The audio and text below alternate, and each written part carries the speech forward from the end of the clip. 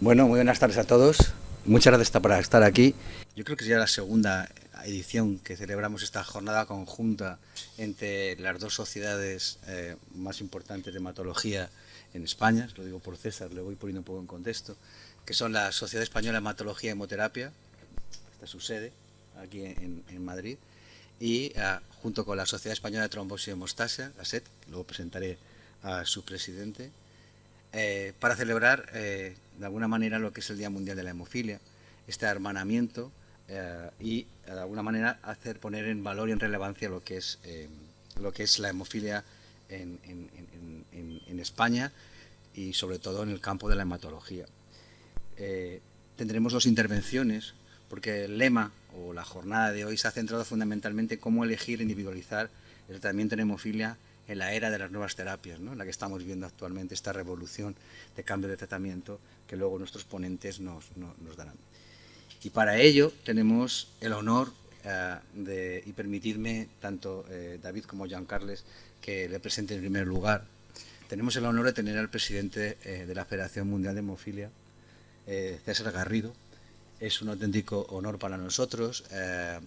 Esta mañana hablaba con él y decía que era el primer presidente de habla hispana en la World Federation, y entonces, bueno, pues es la primera vez que también se anima a venir, y bueno, pues muchas gracias de verdad por venir, sobre todo con compartir esta jornada, que el año pasado estaba huérfana, no estabas tú, pero ahora ya nos acompaña. Le decía también un poco en tono de broma a Daniel y a Ramiro que estoy rodeado de todos los presidentes de todas las sociedades, ¿no? Y yo soy el vicepresidente de la Sociedad Española de Hematología y Hemoterapia. No pasa nada, estoy encantado de serlo, ¿vale? Pero un poco deciros eso, bueno, que bienvenidos a nuestra sociedad. También me gustaría presentarle a Jean-Carles Reverter. Jean-Carles es conocido de todos, viejo amigo también, y es el presidente de la Sociedad Española de Trombosis y Hemostasia. Y tenemos en línea a David Silva, que es el presidente de la Real Fundación Victoria Eugenia. Buenas tardes, David. Hola, ¿qué tal? Buenas tardes. No quería robar más tiempo porque es tarde y tenemos dos ponentes. Simplemente, bueno, agradecer a todos los ponentes y agradecer a todos los que estéis aquí en persona. El año pasado éramos 4 y todo el mundo estaba al otro lado de las líneas. Este año ver a tanta gente, la verdad que agrada un poco en este día. Yo quisiera darles el turno a cada uno de ellos para que nos hablen durante un poquito de tiempo a Jean-Carles un poco lo que es la importancia desde el punto de la sociedad de la celebración del Día Mundial de la Hemofilia. A David posteriormente me gustaría bueno, un poco que nos hablara o que nos dijera del tratamiento disponible que supone para él desde su experiencia un antes y un después. Y finalmente invitaré al doctor, a don César Garrido, para que nos hable de las expectativas de los pacientes a nivel global ante los nuevos tratamientos. Solo cuando quiera, Jean-Carles. Muchas gracias. Me has pedido que hable de la importancia de la celebración del Día Mundial de la Hemofilia. Uno puede pensar que esto de los días mundiales ya está un poco superado, que si hay el Día Mundial de las canalizaciones de agua, que si hay el Día Mundial de todas las cosas, pero no. El Día Mundial de la Hemofilia continúa siendo una cita relevante. El Día Mundial de la Hemofilia está entre nosotros desde el año 1989 y cada 17 de abril se celebra, en el cual cada año se pone sobre la mesa alguna de las situaciones o alguna de los aspectos del tratamiento o de la vida de las personas que tienen esta situación que son relevantes. Ha habido años, o ha habido una temporada relativamente larga, que eran sobre todo temas de calidad de vida, sociales, ahora están apareciendo unas nuevas situaciones, que es la irrupción de numerosos nuevos fármacos, numerosas nuevas vías terapéuticas. Y todo eso acaba enfocándose a lo que es precisamente, y además me gusta mucho el lema de este año, que es acceso para todos. Acceso para todos, es decir, estamos hablando de varias cosas con esto. Primero, de equidad, que todo aquel que lo necesite tenga el tratamiento que necesita. Y aquí se puede hacer una reclamación a lo que serían las administraciones. Acceso quiere decir que den facilidades para aprobar, para utilizar, para financiar nuevas líneas, nuevas ideas terapéuticas que tienen claros beneficios, algunas de ellas, para determinados pacientes. Por tanto, cada paciente debe poder recibir lo que le corresponde. Y el para todos, la verdad es que esto además se tiene que ir ampliando. Este para todos en el mundo de la hemofilia ya no es solo para los pacientes con hemofilia grave, que obviamente continúan siendo los que más necesidad tienen, pero también hay que ampliarlo a las hemofilias leves o a las mujeres portadoras de hemofilia, que también presentan, con mucha menos frecuencia, pero también presentan problemas hemorrágicos que pueden hipotecarles su calidad de vida, su desarrollo personal, y que por tanto también merecen estudios, desarrollos, innovación en estas líneas. El Día Mundial de la Hemofilia creo que es el momento, el foro óptimo para poner todo esto sobre la mesa. Por eso, repito, me gusta muchísimo el título de este año, el acceso para todos. Significa tanto qué como para quién. Muchas gracias. Yo creo que a continuación David está... Pues muchas gracias, Víctor. Muchas gracias a todas las personas que hoy nos acompañan y muy buenas tardes. La verdad es que lamento profundamente no poder estar presencialmente ahí compartiendo esta interesante jornada con todos vosotros. En cualquier caso, me uno a esta bienvenida, a darles la bienvenida a este seminario con el que queremos celebrar pues de manera algo anticipada el Día Mundial de la Hemofilia, que, como decía el doctor Reverter, pues se celebra cada 17 de abril. Un día sin duda muy especial para toda la comunidad que estamos involucrada en los trastornos de la coagulación. Arrancamos así pues un evento que un año más hemos coorganizado pues la Real Fundación Víctor Eugenia junto con la Sociedad Española de Hematología y Hemoterapia y la Sociedad Española de Trombosis y Hemostasia. Así que de antemano permítanme que agradezca a los representantes de estas dos sociedades científicas su buena disposición para estar celebrando un año más de manera conjunta este importante momento. Agradecimiento que también quiero extender a los laboratorios Novo Nordisk, Roche y Sobi, que colaboran con el patrocinio de este evento.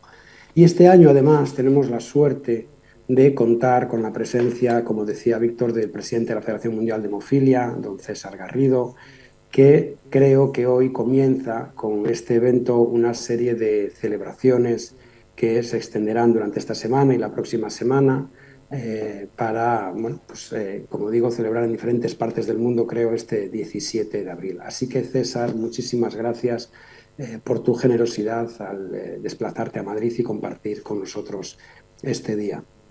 Y para aquellos de ustedes que desconozcan pues, el motivo de esta efeméride, les diré que, como decía también el doctor Reverter, se viene celebrando desde hace algo más de 30 años, para recordar el nacimiento del que fue el fundador de la Federación Mundial de Hemofilia, del canadiense Frank Snable. Fue empresario, fue filántropo y además padecía hemofilia. Y este señor tuvo la visión en el año 1963, hace ya, pues va a hacer 60 años, tuvo pues esa gran idea de sentar las bases de esta organización internacional que hoy en día pues es todo un referente en la mejora de la atención médica y de la calidad de vida de las personas con trastornos de la coagulación.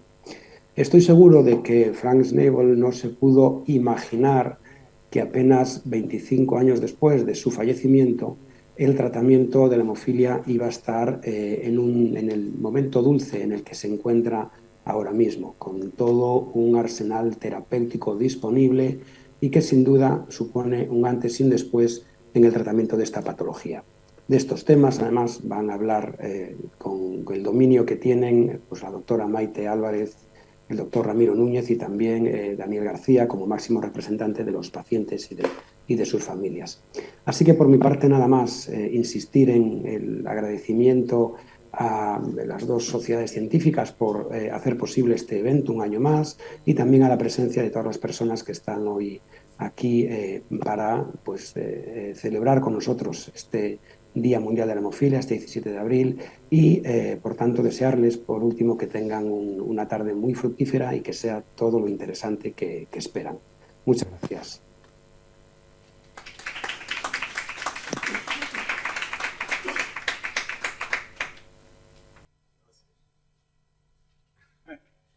Buenas tardes. Primero que todo, bueno, agradecer a los organizadores de este evento, la Sociedad Española de Hematología y Hemoterapia, de la Fundación Española de Hematología y Hemoterapia, y gracias, David, por esa palabra. Efectivamente, bueno, la celebración del Día Mundial de la Hemofilia, ya David explicó en referencia al por qué. Lo que no estoy seguro, y ustedes a lo mejor esto lo va a poner a pensar, es que el desarrollo ha llegado de tal forma en estos momentos a lo que es la hemofilia, que está viviendo una etapa de gloria, lo que yo llamo una etapa de oro en el tratamiento de la hemofilia, pero que también impone unos retos de qué hacemos, ¿no? Una organización de 60 años que quiere innovar más, que quiere aceptar las innovaciones, que es el resto hacia el futuro. No podemos quedarnos con los mismos tratamientos, con la misma terapia, pero tampoco con la misma mentalidad ni con la misma estructura que tuvimos durante 60 años como organización internacional. Eso está haciendo de que en algunos casos se está pensando hasta cambiar el nombre. A mí particularmente no me gusta el nombre que tenemos, pero es parte de la discusión actual. Pero no cambiar el nombre por cambiarlo, sino por abrir las puertas a otras complicaciones que tengan alguna relación con la hemofilia. Veo la cara de la doctora impresionado. Eso no va a cambiar de nombre ahorita, eso va a tener mucha discusión. Pero lo interesante es ver hasta dónde nos pone el desarrollo y lo que se ha avanzado y lo que se ha presentado con estas nuevas terapias. ¿Qué hacer? Si quedarse dentro del mismo cuarto encerrado o abrir con cierta prudencia, con cierta madurez, y es lo que los pacientes también tienen presente en la actualidad. Con la medicina personalizada ya era un cambio impactante para muchos el dejar de pensar en medicina general, genérica, sino que cada quien tenga su tratamiento debido. En fin, todo esto está en el tapete, por decirlo así, todo esto la Federación Mundial lo está viendo, consultando. Significa marketing, significa oportunidad, significa equitatividad, equidad. Todo eso es imposible lograrlo y adaptarse estando cerrado a ideas del pasado. Entonces, por supuesto que tenemos todo el derecho de celebrar, tenemos razones para celebrar este día. Como bien decía el doctor, no solamente es hoy. Cada vez que ustedes logran salvar una vida, cada vez que logran evitar una discapacidad, ese es el Día Mundial de la Hemofilia propiamente. Pero indiscutiblemente que el adelanto y los avances que se presentan no se van a quedar aquí. Las expectativas que tenemos es de los próximos 3 años, por lo menos, seguirán habiendo innovadores. Ya se habla de la terapia génica como una potencial cura. Que la excusa es el costo. Bueno, el costo de los recombinantes hace unos 10, 12 años era algo impensable. Y como bien lo he comentado en el día de hoy, he visitado países en África donde hace 7 años era impensable el que esa gente tuviera tratamiento, y hoy en día tienen tratamiento en muy poca escala, pero hay oportunidad. Así que yo creo que con esto alimento un poco los entusiasmos a que sigamos en este avance y escuchemos qué hay en la actualidad en España, que es un referente internacional. Ese es el motivo de la visita mía aquí en realidad, motivarlos para el próximo congreso del año 2024 de hemofilia, el congreso mundial, donde, bueno, tenemos muchas expectativas de qué va a mostrar España en ese próximo año. Gracias a todos. Bien. Muchísimas gracias, César. La verdad que bueno, ya ha abierto la puerta a algo que queríamos comentar al final, pero bueno, el próximo año Madrid acogerá el Congreso de la Federación Mundial de Hemofilia y la verdad que es un gran reto para todos a nivel nacional. Y esta jornada básicamente es una jornada científica. Hoy nos ha honrado la presencia de César Garrido y que tenemos a dos ponentes, yo creo que de excepción y además también muy conocidos de todos vosotros y muy cercanos ambos a mí, como son la doctora Álvarez Román y el doctor Ramiro Núñez, que nos van a hablar de dos aspectos muy interesantes. La doctora Álvarez va a hablar de los retos y las oportunidades de los nuevos tratamientos en hemofilia y el doctor Ramiro Núñez se va a focalizar en qué le ofrece realmente la terapia génica a los pacientes con hemofilia.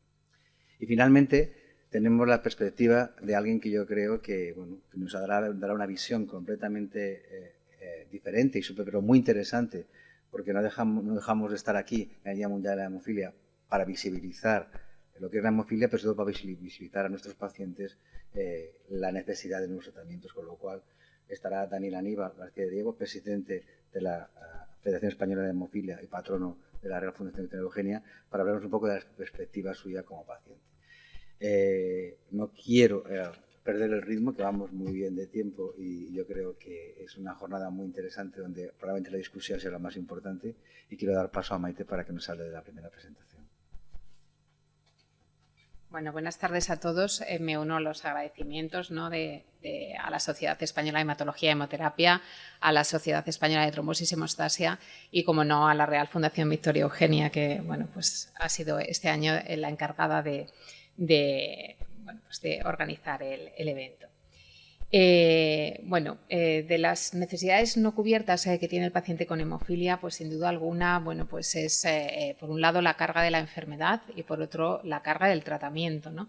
La carga de la enfermedad por el elevado número de sangrados que le causa al paciente dolor, que al final va a acabar causando una artropatía con pérdida escolar y laboral, ansiedad, depresión. La carga del tratamiento, de los tratamientos que teníamos hasta ahora, pues el desarrollo de inhibidores o el elevado número de infusiones que además son intravenosas, lo cual hace, bueno, pues que el paciente tenga también una gran carga del tratamiento.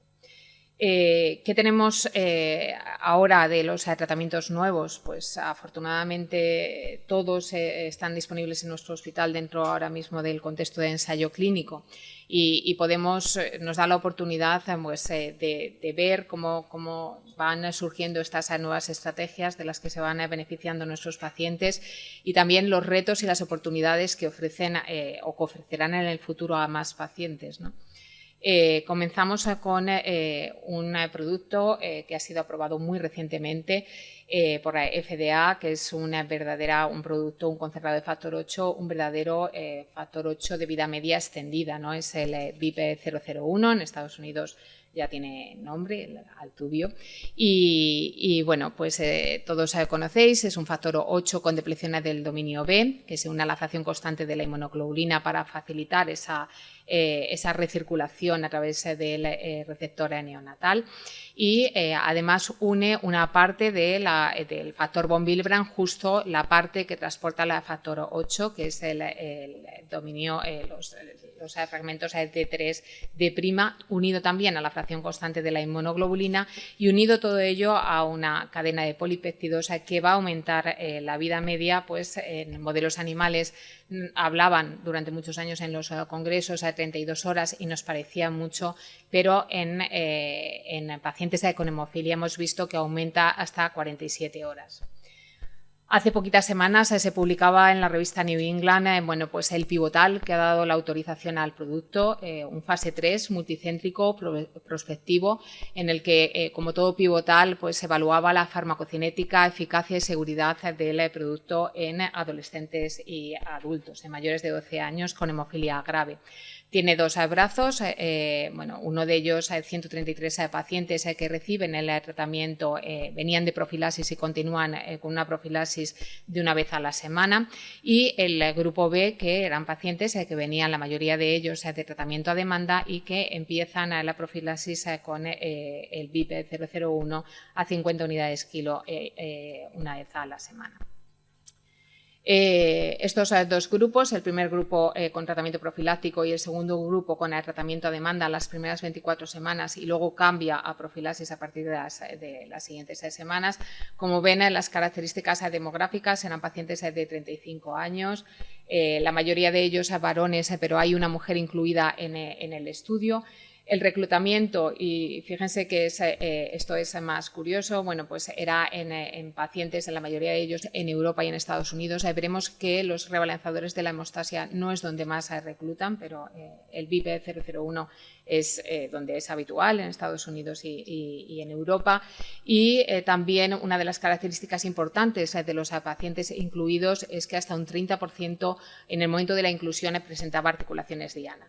Características de farmacocinética espectaculares, como les decía, 47 horas de vida media, con una normalización de la hemostasia durante los primeros 4 días, quiere decir que el paciente tiene niveles de masa de un 40% y eso va a hacer la protección sea mucho mayor y que además se puedan hacer diferentes procedimientos como procedimientos menores sin necesidad de poner tratamiento adicional. Un incremental recovery de 3, también muy interesante a la hora de si el paciente está sangrando, que ese sangrado se corte inmediatamente por el recovery tan alto. Con lo cual estamos ante que es capaz de producir una normalización de la hemostasia la mayor parte de la semana con una sola infusión a la semana. Esto se tradujo, como se pueden imaginar, en una reducción de los episodios hemorrágicos de una tasa anualizada de sangrados de 2,96 en paciente que estaba recibiendo ya profilaxis con factor 8, es decir, en el paciente que estamos tratando habitualmente se reducía de 2,96 a 0,69, con lo cual muestra la superioridad del producto a lo que tenemos actualmente. Y una tasa de pacientes, un gran porcentaje de pacientes con sangrado cero, entre un 72 o un 80%. Según las ramas del estudio. Lógicamente, como se pueden imaginar, se reduce el número de sangrados, se reduce el número de sangrados subclínicos, eso es una sola infusión a la semana, todo ello se traduce en una mejor calidad de vida para nuestros pacientes y una disminución del dolor con la escala PROMIS, que es la que utilizó el estudio.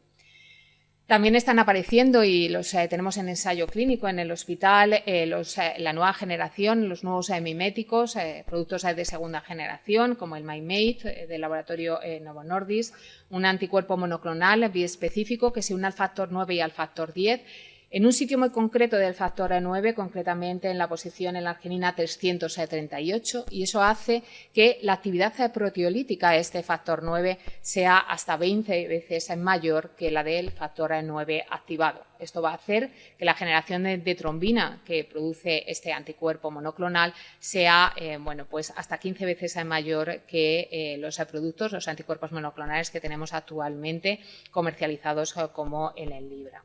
Y esto se ha demostrado pues, en diferentes estudios, en modelos animales, también en la EHAT. Este año se presentaban modelos de farmacocinética y farmacodinamia que mostraban este aumento en la generación de trombina y de protección de hasta 15 veces mayor que el Enlibra.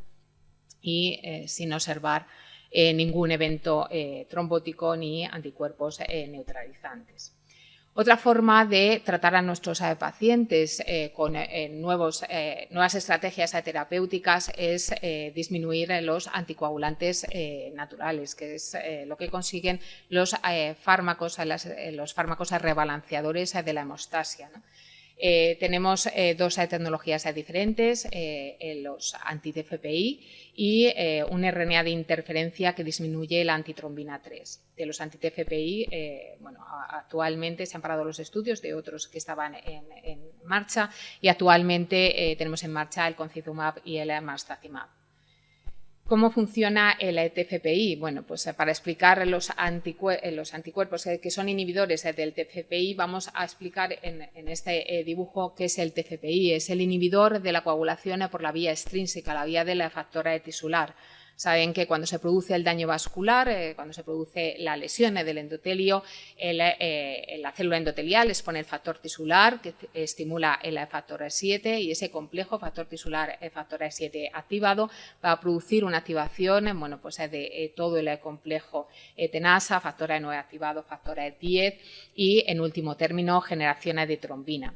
Si nosotros fuéramos capaces, el TFPI, para que no siga la coagulación generándose y se pare una vez que ha restaurado el daño vascular, tenemos el TFPI, que es un inhibidor de esta vía, que tiene, como ven, tres dominios, tres dominios QNIC, el Q1, Q2, Q3, que cada uno va a actuar en una parte, uno en el complejo factor tisular factor 7 activado, otro en el factor 10 activado y otro en los glicanos de membrana plaquetaria.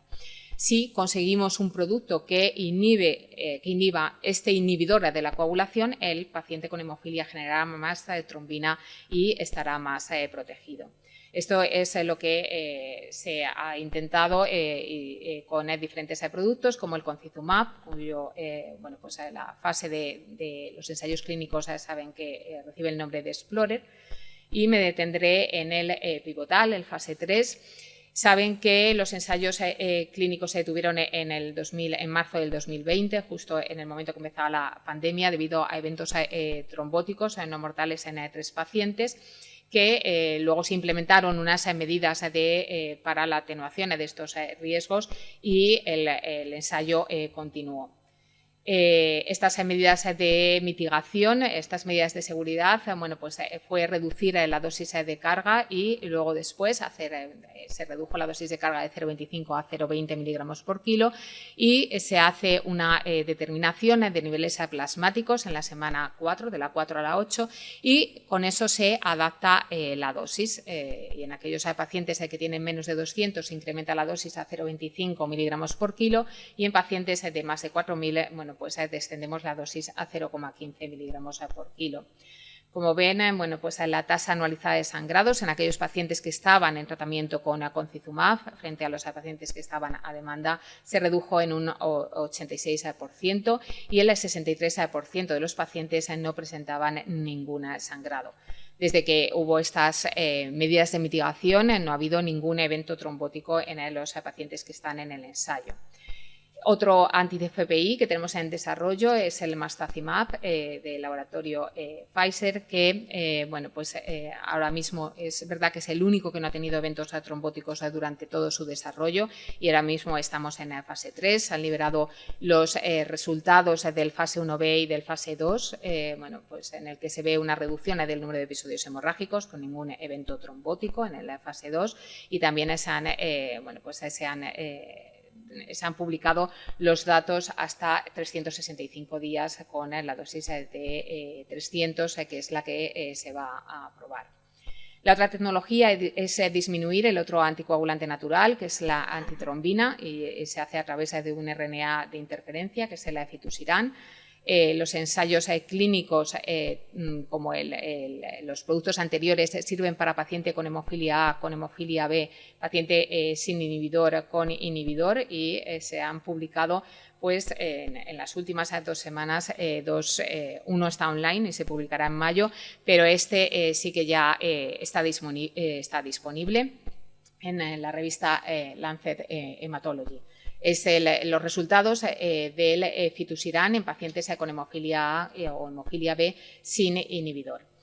¿Qué características tiene este estudio? Es un estudio, como todo fase 3, multicéntrico, abierto, aleatorizado, se lleva a cabo en 45 centros de 17 países y se han publicado los datos solo de los pacientes mayores de 12 años. Eran pacientes con hemofilia A o hemofilia B sin inhibidor. Y eran pacientes que venían de tratamiento a demanda con concentrados de factor 8, que es uno de los fallos del estudio, que estamos comparando demanda con profilaxis con fitusiran. Estamos comparando demanda con factor 8 a profilaxis con fitusiran, cuando hoy en día el gold estándar que recomiendan las guías de la Federación Mundial de Hemofilia es el tratamiento profiláctico. No es como el BIP, que sí que compara profilaxis con profilaxis. No, aquí estamos comparando demanda con profilaxis. El tiempo de seguimiento es de 7,8 meses y bueno, pues se produce una reducción de la tasa anualizada de sangrados en aquellos pacientes que venían de tratamiento a demanda, pues de 21,8 a 0 en aquellos que están en tratamiento con fitusiran, con lo cual bueno, pues, se produce una reducción del 90%. Como ven, el diseño del estudio hace que el reclutamiento de estos pacientes sea en otros países. Se buscaban pacientes que vinieran de tratamiento a demanda. A lo mejor en Europa, en Estados Unidos está más estandarizada la profilaxis, por eso bueno, pues ahí ven los países que reclutan, que son fundamentalmente Asia. Número de pacientes que tiene 0 sangrados, un 40%. Número de pacientes que tiene menos de 3 sangrados, 73%.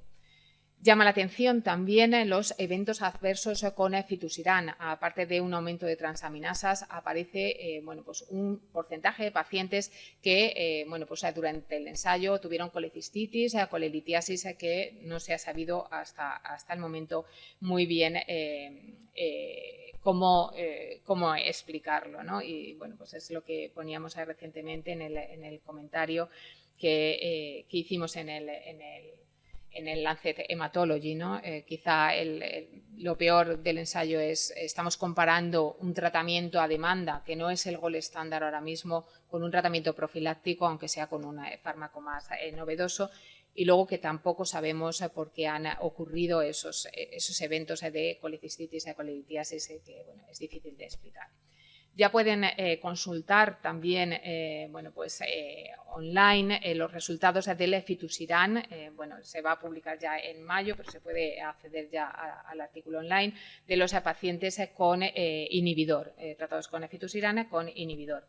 El reclutamiento de estos pacientes se lleva a cabo en centros secundarios y terciarios de 12 países y bueno, se recogen pacientes adultos y adolescentes más de 12 años con hemofilia A o B con inhibidor. Mismo diseño del estudio, aquí a lo mejor se puede más entendible, no es tan estandarizada la profilaxis en paciente con inhibidor con agente bypass, eso lo podemos bueno, pues pasar un poco más y comparan tratamiento también a demanda con el tratamiento profiláctico con fitusiran. Como pueden ver, bueno, pues, los grupos de los pacientes reclutados, bueno, pues el 68% era pacientes reclutados en Asia. Sí que se produce una reducción de todos los sangrados, tanto de la tasa anualizada de sangrados total como la tasa anualizada de sangrados espontáneos, tasa de sangrados articulares y tasa de sangrados articulares, con un 71% de los pacientes con 0 sangrados. Y también bueno, pues esos eventos adversos poco explicables.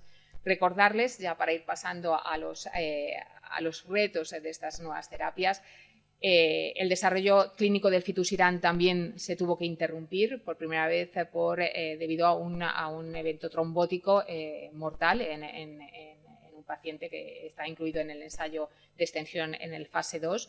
Fue Sanofi la que interrumpió voluntariamente, como recordarán todos ustedes, bueno, pues, el desarrollo en 2020 porque se produjeron otros acontecimientos trombóticos después de haber después de haber reiniciado el ensayo, que ahora de las 259 personas que están en todos los ensayos, bueno, pues solamente un 2% ha tenido eventos trombóticos y que ha hecho bueno, pues bastantes ajustes al protocolo inicial.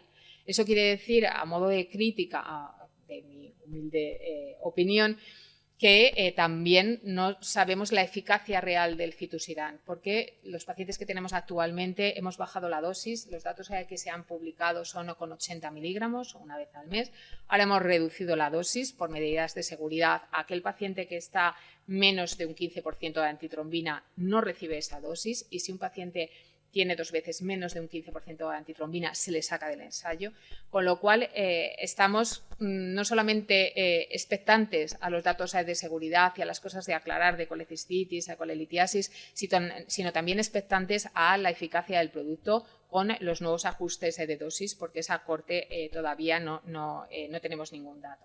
También bueno, pues se van a abrir. Esta mañana nos decían que la agencia había, bueno, pues había dado ya el ok para los ensayos con otras serpinas como inhibidores de la proteína C y proteína S. Y luego el doctor Ramiro Núñez seguirá con la terapia génica, edición génica. Yo ya para ir terminando, las oportunidades, lo decía bueno, pues el presidente de la Federación Mundial de Hemofilia, César Garrido, las oportunidades para el paciente con hemofilia ahora mismo son infinitas en cuanto a que los que llevamos trabajando unos años en la hemofilia, estos 5 últimos años, bueno, pues han sido, la verdad, que espectaculares en cómo vemos cómo nuestros pacientes con inhibidor hacen una vida normal, cómo los niños con hemofilia tienen una salud articular normal y cómo pueden integrarse en la vida laboral y social, y todo eso lo debemos a bueno, pues todos estos fármacos que han ido surgiendo.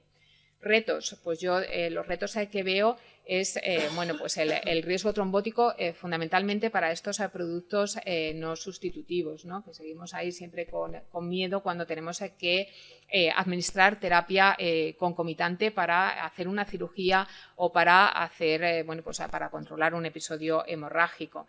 Problemas de monitorización, ¿no? Igual nosotros trabajamos en un centro donde nuestros compañeros manejan bien todas las técnicas globales y podemos hacer toda la monitorización, pero no es lo real, ¿no? O los niveles de antitrombina, ¿no? Que nos tenemos que fiar ahora mismo dentro del ensayo clínico de los niveles de central, porque no tiene nada que ver con lo que nosotros determinamos en el laboratorio, aunque nuestro laboratorio ya ha pasado todos los estándares de calidad y la gente nuestra trabaja muy bien. El elevado coste, ¿no? Solo disponible para un 15% de los pacientes a nivel mundial. Y luego que necesitamos otros indicadores, ¿no? A lo mejor ya no es la tasa anualizada de sangrado con productos que todos casi son sangrado cero, a lo mejor es la calidad de vida o lo que le importa al paciente, que a lo mejor, y lo vemos en la consulta todos los días, el tratamiento excelente no es el mismo para un paciente que para otro. Oportunidades, bueno, protección continua de la hemorragia sin picos ni valles, la administración subcutánea, bueno, ha sido un avance para mí brutal, ¿no? Para los pacientes, menor número de infusiones, utilidad para pacientes que no tenían tratamientos eficaces como los pacientes con inhibidor o el paciente con hemofilia B con inhibidor, uso potencial para otros trastornos hemorrágicos graves, ¿no? Trastornos raros de la coagulación que ahora mismo no tienen nada, y reducción de la carga de la enfermedad. Y ya para concluir, cómo elegir cuando pensábamos en bueno, esta jornada, pues ahora tenemos muchísimos productos, ¿no? Y el paciente sabe que existen muchísimos productos. ¿Cómo elegimos o individualizamos el tratamiento? Bueno, pues si tenéis algo de tiempo, pues me gustaría remitiros este artículo que a mí me gusta mucho, ¿no? Y empieza diciendo que el tratamiento óptimo no es el mismo para todos los pacientes, ¿no? Cada paciente, bueno, pues hay pacientes que prefieren la vía intravenosa una vez a la semana, hay pacientes que prefieren no olvidarse y una administración subcutánea una vez al mes, que el hematólogo tiene que estar pensando en todas estas variables para personalizar el tratamiento, que tenemos que cambiar los objetivos, como ven en la gráfica de la derecha, para los objetivos evaluadores de esa terapia, y que posiblemente un algoritmo como este, que luego parece muy complejo, pero si lo miran es bastante fácil, pueda ayudar a nuestros gestores a estratificar o a poner diferentes escalones con estas terapias que tenemos en práctica clínica habitual. Y bueno, pues ahí con un momento de anhelo, aprovechando que nos acompaña el presidente de la Federación Mundial de Hemofilia, bueno, fíjense en este artículo que se publicó en el 2002, Margarita Celo, y decía, bueno, los ensayos clínicos de terapia génica. En ensayo clínico, que es como más fácil, había muchísima parte de la población que no había accedido a esta terapia génica, incluso ni siquiera en ensayo clínico. Yo creo que el lema de este año de la Federación Mundial de Hemofilia, ¿no? De acceso para todos, predicción de hemorragias, bueno, pues yo creo que resume bien todo el deseo y el anhelo de los hematólogos y también de los pacientes. Y nada más. Buenas tardes a todos.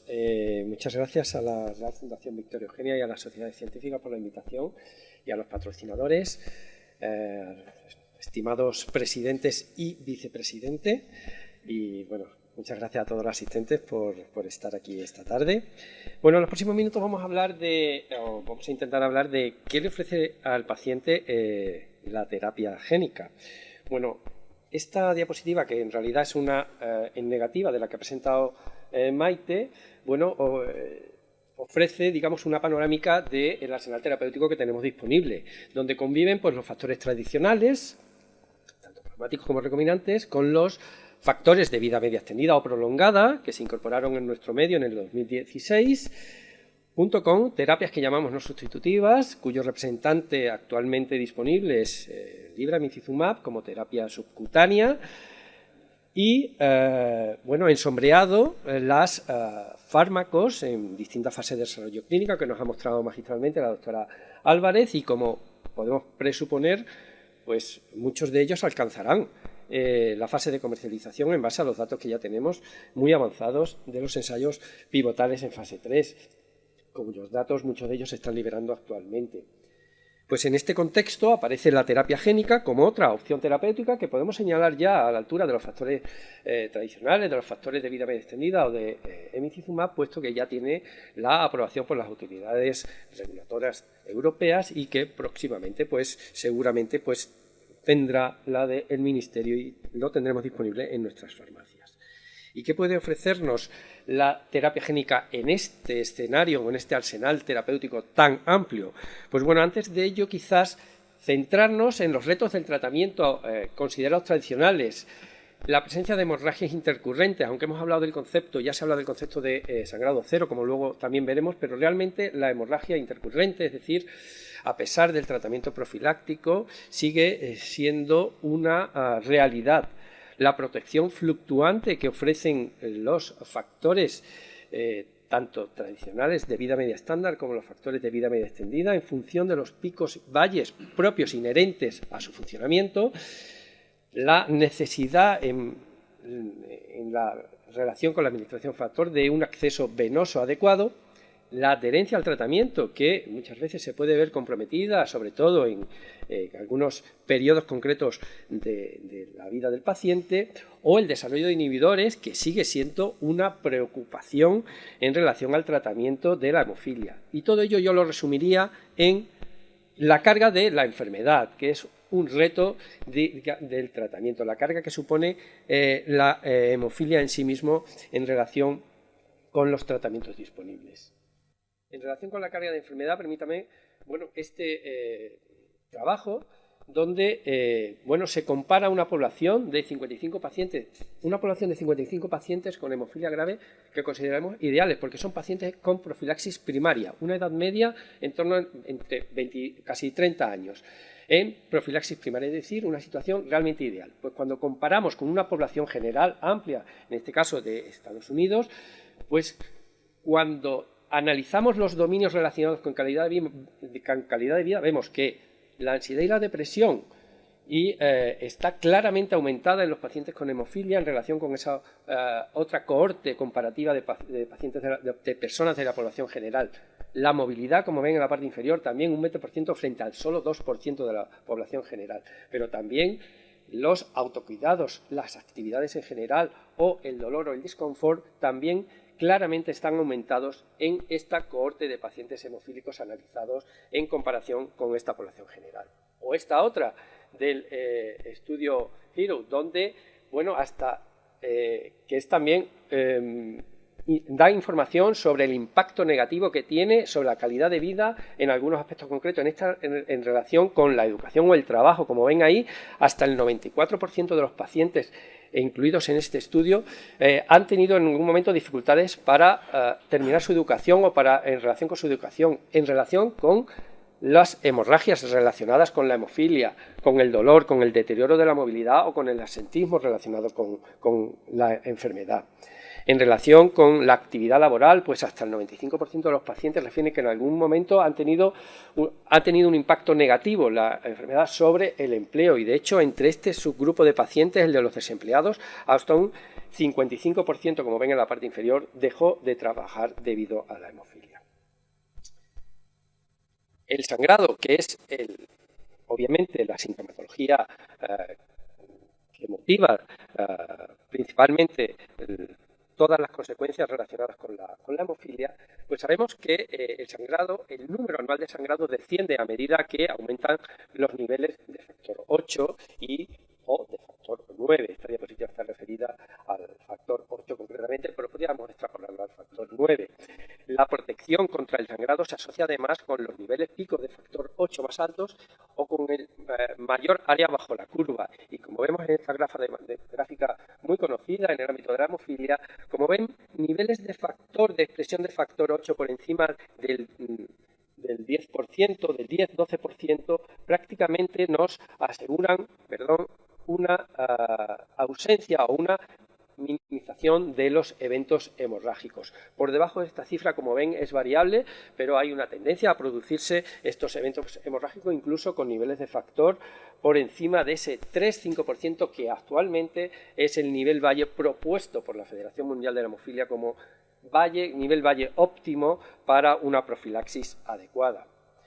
En relación con esta posibilidad de cero sangrados, este trabajo que establece un modelo predictivo de riesgo de sangrado en base al análisis de 63 pacientes con 229 episodios hemorrágicos. Son pacientes también graves, en este caso pacientes también adultos en profilaxis terciaria, donde se analizaron los eventos hemorrágicos y cuál era el nivel de factor previo o previsto previo a la producción del evento hemorrágico. Y en base a eso diseñaron un modelo en el que, como ven ahí, este es el modelo conservador, en el que, como ven ahí, niveles del 12% sitúan la tasa o el porcentaje, la proporción de sangrados articulares espontáneos, por ejemplo, o pacientes con cero sangrados, en torno al 80%. Es decir, hay un 20% que incluso con este modelo predictivo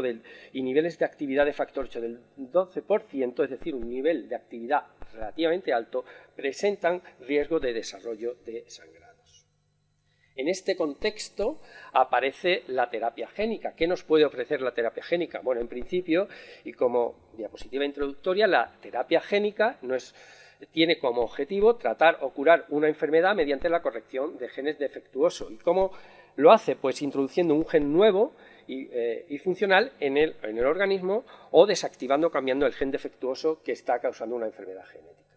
Habitualmente utilizan un vector viral como vehículo de transferencia de ese gen de interés y tenemos que saber que hay múltiples vectores disponibles, aunque ahora veremos los utilizados en hemofilia. Ejemplos de enfermedades que se benefician de la terapia génica, pues la distrofia retiniana, la atrofia muscular espinal, la beta-talasemia en el ámbito de la hematología o la inmunodeficiencia combinada grave por deficiencia de esta enzima que vemos ahí. Y por supuesto la hemofilia. ¿Y por qué la hemofilia ha sido desde hace tiempo una candidata ideal para la terapia génica? Por varias razones, entre otras cosas porque es una enfermedad monogénica, es decir, se beneficia de esa modificación de una única alteración genética, porque pequeñas elevaciones de la actividad del factor pueden mejorar el fenotipo hemorrágico de manera sustancial y también porque además tenemos una forma muy fácil de medir esta elevación, esta influencia de la terapia génica en el organismo, como es la medición de los niveles de factor circulante. El objetivo de la terapia génica es transformar la gravedad de la hemofilia mediante esa expresión sostenida de factor que va a incidir en un control evidente de los sangrados, eliminando la necesidad de una profilaxis continua y, en definitiva, mejorando la calidad de vida. El objetivo sería modificar el fenotipo de grave a leve o incluso normal. Que quiero señalarles, bueno, en la parte inferior, transformar un fenotipo grave en un fenotipo leve o normal con niveles de factor que irían por encima del 5%, idealmente mayores del 40%. En estas situaciones, por supuesto, no sería necesaria la profilaxis y además los sangrados espontáneos prácticamente no existirían. Conceptualmente, la terapia génica es realmente sencilla en hemofilia. Se trata de una envoltura, una cápside y un material genético que forma esta construcción que llamamos vector. En este caso, esta envoltura se basa en los virus llamados virus adeno asociados. aunque conceptualmente sea sencillo, realmente da una idea de la complejidad para llevar a cabo la terapia génica, que el primer ensayo clínico en hemofilia data del año 1993, es decir, se cumplen ahora 30 años del primer ensayo clínico de terapia génica en hemofilia. Y ahora es cuando realmente ha visto la luz los resultados, con resultados óptimos de estas terapias génicas.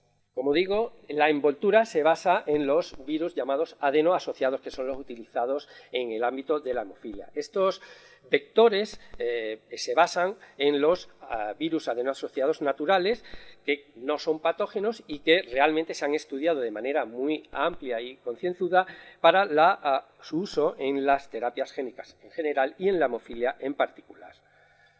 Hay distintos serotipos de estos virus adenoasociados, de los cuales, bueno, a nosotros los que interesan especialmente en hemofilia son los que tienen un tropismo especial por el hígado, porque va a ser el hepatocito el responsable último encargado de la producción, de la expresión del factor 8 o del factor 9, dependiendo del caso. Esta construcción que vemos ahí, la envoltura con el material genético de ese virus adenoasociados, es sustituido por el gen, por el material genético que nos interesa. En este caso, el transgen pues correspondería al del factor 8 o el del factor 9. Como ven ahí, asociado hay un promotor que además acrecienta esa apetencia por el hepatocito, por el hígado, que va a facilitar su inserción.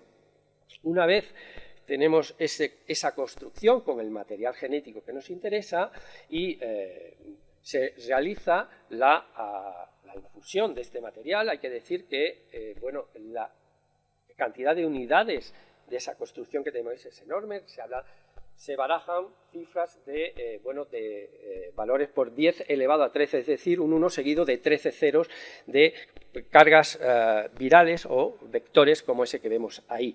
Una vez que tenemos esa dosis, se infunde a través de la vía venosa al paciente y mediante ese tropismo propio de la terapia génica alcanzará el hígado y se integrará en el hepatocito y en su núcleo para la lectura de las distintas organelas del núcleo van a producir la expresión del factor 8 o del factor 9. Y todo ello con una sola infusión, que es probablemente una de las características más importantes de la terapia génica.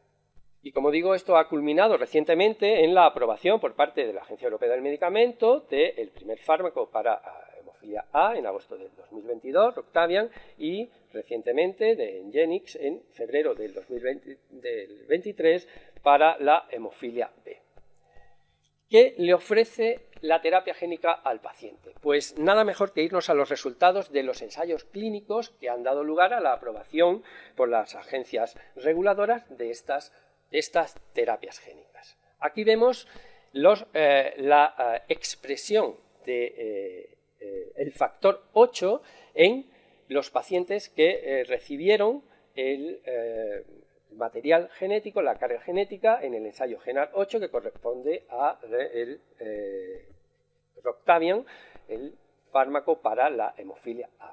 Como ven ahí, después de una fase inicial, a ver si con el puntero me puedo ayudar, de una fase inicial empieza a producirse, después de la infusión de la carga vectorial, empieza a producirse factor 8 a partir de la semana 5 a 8 después de la infusión y luego hay una fase meseta. Como ven ahí, en la semana en torno al año de seguimiento, la expresión de factor se sitúa en una media de 42 unidades por decilitro y una mediana de 23,9. Los resultados a los 2 años, aproximadamente a las 104 semanas, detectan un ligero descenso de esa mediana de la actividad de factor 8 que se sitúa en torno al 15% a los 2 años de la infusión del vector. En base a estos datos, se puede decir que todos los participantes tuvieron una expresión sostenida del factor 8 producido por el propio organismo. Eso sí, como pueden ver ahí con las barras, una alta variabilidad interindividual de esta expresión de factor 8. ¿Qué supone esta expresión mantenida de factor 8 por parte del organismo del paciente hemofílico. Pues aquí ven la reducción en los sangrados que experimentaron estos pacientes, 134 pacientes que recibieron la carga vectorial. Y como ven ahí, la tasa anual de sangrados se reduce en prácticamente un 84% tras la semana 4 post-tratamiento. Es decir, hay una caída drástica de los eventos hemorrágicos una vez se empieza a expresar el factor 8 en el hepatocito. Esto se traduce obviamente en una disminución drástica también del uso de concentrados de factor, que se sitúa prácticamente cercano al 100%, en el 99%, y por supuesto del número de infusiones que se necesitan después de la administración de la carga vectorial, que prácticamente desaparecen. ¿Tenemos datos a más tiempo de 2 años? Pues sí, se han comunicado, se va acumulando el tiempo de los pacientes que recibieron carga vectorial en ensayos fase 1-2. Aquí vemos, bueno, la terapia génica relacionada con otro de los vectores, el SPAC8011, y como ven aquí en la gráfica, pues ven que el seguimiento a los entre 4 y 5 años de seguimiento, vean que los pacientes mantienen la actividad de expresión de factor 8. Esta zona sombreada en gris representa el rango que correspondería a una hemofilia leve entre el 5 y el 40%. Como ven ahí, corresponden a distintas cargas vectoriales, pero bueno, lo que sí da idea de un mantenimiento, en este caso, con este modelo, de esa expresión de factor 8 a lo largo del tiempo, y como ven ahí ya prácticamente 5 años de seguimiento en este caso concreto. En el caso de la hemofilia B, el ensayo clínico pivotal que da lugar para la aprobación de Engenix, aquí vemos los resultados a 2 años. La expresión de factor a partir de la semana 4 aproximadamente, después de la infusión de la carga vectorial, y como ven ahí, se mantiene muy estable a los 12, 18 y 24 meses, con valores en torno al 37% de expresión de factor 9. ¿Qué consecuencias acarrea eso? Pues como podemos imaginar, una reducción también drástica de los eventos hemorrágicos, que se sitúan, si nos vamos a la última columna, en una reducción del 80% de los sangrados relacionados con las articulaciones, que como saben, pues son los que más relevancia tienen en el paciente hemofílico. Además, esto se traduce en una reducción, como no podía ser de otra manera, del uso de concentrados de factor, con una reducción del 96%, y sobre todo un abandono de la profilaxis. Los pacientes no necesitan mantenerse en profilaxis. De hecho, abandonan la profilaxis 52 de los 54 pacientes incluidos en el ensayo que recibieron la terapia génica en este ensayo.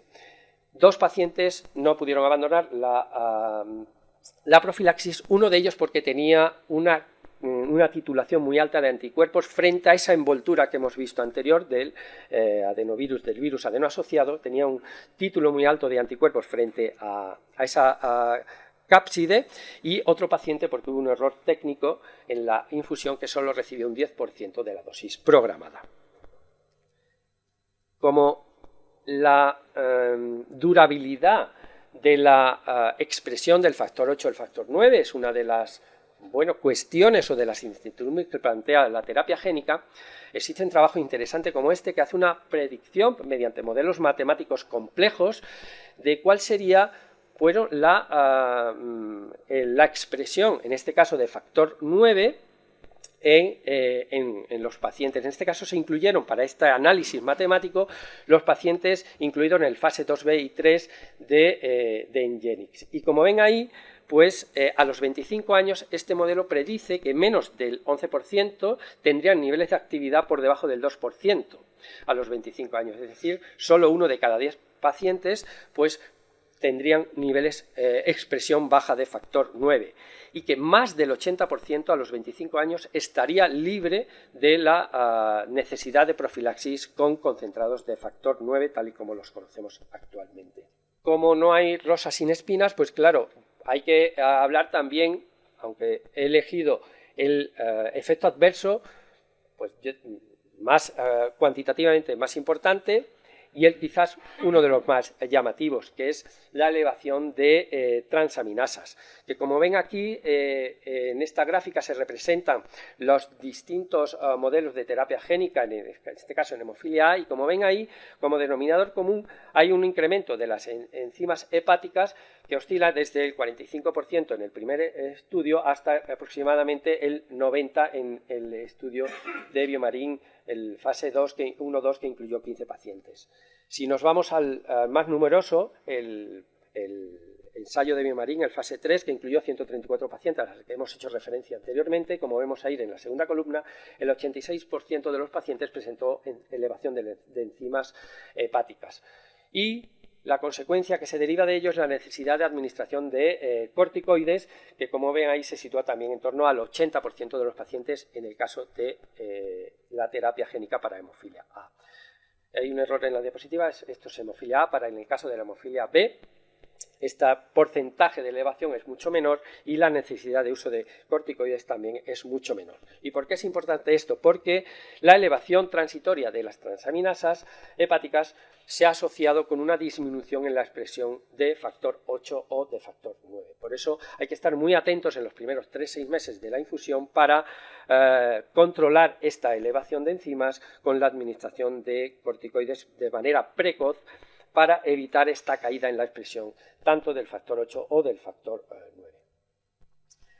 Por tanto, la terapia génica en hemofilia ofrece una serie de ventajas indudables, como pueden ser que con una sola administración conseguimos expresión mantenida tanto del factor 8 como del factor 9, un aumento del factor que puede ser realmente interesante y llegar a y conseguir en la mayoría de los pacientes una eliminación de la necesidad de profilaxis, una discontinuación de la misma, como hemos dicho, la ausencia de sangrados por esos niveles elevados de expresión de factor 8 de factor 9 y la larga duración, como hemos advertido en alguna, o como se advierte en alguna de los modelos matemáticos presentados, o del propio seguimiento de los pacientes que ya han recibido la terapia génica hace algunos años. Por contra, existen algunas incertidumbres, como precisamente la durabilidad. No está claro cuál va a ser esa durabilidad a pesar de estos modelos matemáticos, especialmente en hemofilia A. La necesidad de corticoterapia durante, como hemos visto ahí, en un porcentaje alto de pacientes, especialmente en pacientes que reciban terapia génica en hemofilia A. Los efectos a largo plazo de la terapia génica son aún desconocidos. Ya hemos acumulado mucha experiencia, pero bueno, es una una incertidumbre que queda ahí, como con cualquier fármaco que se incorpora al arsenal terapéutico de cualquier especialidad. La posibilidad de recibir nuevas dosis de terapia génica por el momento no se contemplan por la creación de una respuesta inmune a la propia infusión de la carga vectorial y, por supuesto, el coste, que probablemente a lo mejor en el debate tendremos oportunidad de hablar de ello. Me parecerá muy interesante la perspectiva del paciente, la intervención de Daniel posteriormente, porque creo que en este escenario la perspectiva del paciente es fundamental, como en cualquier otra elección de medicamento, pero quizás en este ámbito de la terapia génica, de terapias sin vuelta atrás, es decir, terapias que se llaman de un disparo en la terminología anglosajona, pues es especialmente relevante la opinión de la perspectiva del paciente. Termino con esta diapositiva porque creo que engloba un poco lo que puede ofrecer la terapia génica al paciente. El concepto de hemofilia free mind, no he sabido cómo traducirlo, pero en realidad es la ausencia de la carga psicológica e ideas permanentes sobre la enfermedad y sus complicaciones. Creo que esto es lo que puede ofrecer la terapia génica, expresión mantenida del nivel de factor que pueda hacer que el paciente pues tenga este concepto de libertad en relación a la hemofilia. El diagrama de arriba me parece muy expresivo en el sentido de la evolución de las preocupaciones del paciente. En rojo, en la parte izquierda, se refiere a los pacientes que pudieran estar con una profilaxis, por decirlo, con productos estándar. El del medio correspondería a o intentaría traducir las preocupaciones relacionadas con las nuevas terapias subcutáneas, donde veis que ya aparecen más en verdes, es decir, en verdes representan lo que no supone ya una preocupación en el día a día para el paciente. Y definitivamente en la columna de la derecha o en la cabecita de la derecha, la representación de lo que supondría la terapia génica para el paciente, donde vemos como muchos de estos ítems, como el riesgo de sangrado, la eficacia del tratamiento, los esquemas de inyecciones, obviamente aparecen en verde porque no supondrían una preocupación para el paciente, ni siquiera de manera ocasional. Y bueno, muchas gracias por su atención. Voy a acompañar a Daniel aquí, finalmente luego ya tendremos la mesa de debate, pero quise acompañarle por no dejarle... Pero cuando está delante de un atril, como te sientes más protegido, pero aquí parece como más indefenso. Y que bueno, que nos hable un poco de la visión final de lo que es para la perspectiva del paciente las nuevas terapias. Y gracias, Daniel, por estar aquí, una tarde como hoy. Sea como fue, no se ha sentido como estando solo, me tiene miedo y quiere estar cerca de mí por si va alguna cosa inapropiada y hace muy bien. Porque mañana sufrirá las consecuencias. Sí. Por supuesto, los agradecimientos a los organizadores y además, como bien sabéis, la Fundación Vittorio Eugenia es una fundación fundada por la Federación Española de Hemofilia. Yo tengo el tremendo honor de en el patrono ser el patrono fundador, ¿no? Por lo tanto, para mí es un acto que me une muy mucho por la vinculación entre FEDEMO y la Vittorio Eugenia, entidad totalmente autónoma de nosotros, pero que tiene una vinculación histórica, y por supuesto con las sociedades de hematología y hemoterapia y trombólisis y hemostasia, con las que nos une muchísimo, y también aquí con el presidente de la madrileña hematología y hemoterapia, que se siente camino disminuido por ser vicepresidente de la segunda, pero es presidente de la madrileña, y por supuesto con los patrocinadores que hacen posible este evento, y a David Silva, que nos estará acompañando, que además, permitidme que os diga, estamos de gran enhorabuena. David Silva ha sido recientemente nombrado miembro del Board of Directors de la Federación Mundial de Hemofilia, cooptado por el Board of Directors como miembro, como lay member, como miembro LEGO, y creo que es un paso más en esto que estamos haciendo, ¿no? Que es poner a la hemofilia de España en el lugar que se merece, ¿no? En el lugar que ya tiene y en el lugar que se merece. Y por supuesto, muchas gracias a ti, César, presidente, por acompañarnos, porque estás pocos días en Madrid, tienes una agenda muy complicada y siempre con tu sonrisa, con tu voluntad de acompañarnos y de ayudarnos en esta lucha de poner a España donde se merece, que sabemos que a FEDEMO, la hemofilia de España, la quieres mucho desde hace muchos años, y nosotros a ti, y sabes que siempre te hemos apoyado profundamente. Después de esta sesión introductoria, que ya me he quitado 5 minutos del tiempo, permitidme que haga una reflexión respecto al título. Se habla de elección e individualización en el área de las nuevas terapias, pero permitidme una cosa, que quito de nuevas terapias, en la era de tratamiento de la hemofilia, porque la elección e individualización es a cada paciente lo mejor para cada paciente. No tiene por qué ser lo nuevo lo mejor para cada paciente, ¿no? Y ahí creo que le comentaba en la frase, ¿no? El tratamiento óptimo es aquel que refleje, además de los beneficios clínicos, las expectativas y perspectivas del paciente, ¿no? Y a veces caemos todos en la fascinación tecnológica, pensar que el último iPhone es el mejor iPhone, cuando quizás el iPhone 7, que era el que tenía lo de la huellita del dedo ese que alguna persona sigue prefiriendo, ¿no? Por lo tanto, creo que elegir e individualizar es el mejor para el paciente concreto, ¿no? Y más aún cuando, desde una perspectiva muy de identidad de pacientes, seguimos teniendo problemas de acceso a lo clásico. A veces, cuando os escucho a vosotros, a los científicos, estas sesiones tan interesantes, recuerdo aquellos congresos de 2008, en los que hablábamos de profilaxis o demanda, profilaxis primaria o secundaria, BON, o sea, hemos dado un paso copernicano, o sea, es que hablábamos de la carta postal, y aquí estamos hablando del chat GPT, pero en la práctica, en España, todavía sigue habiendo problemas de acceso a la profilaxis en algunos sitios, sigue habiendo problemas en las que un prescriptor no puede conseguir un fármaco que se encuentra en el Sistema Nacional de Salud financiado. Por lo tanto, permitidme que diga la elección del mejor tratamiento para el paciente. No tiene por qué ser el nuevo, tendrá que ser el mejor.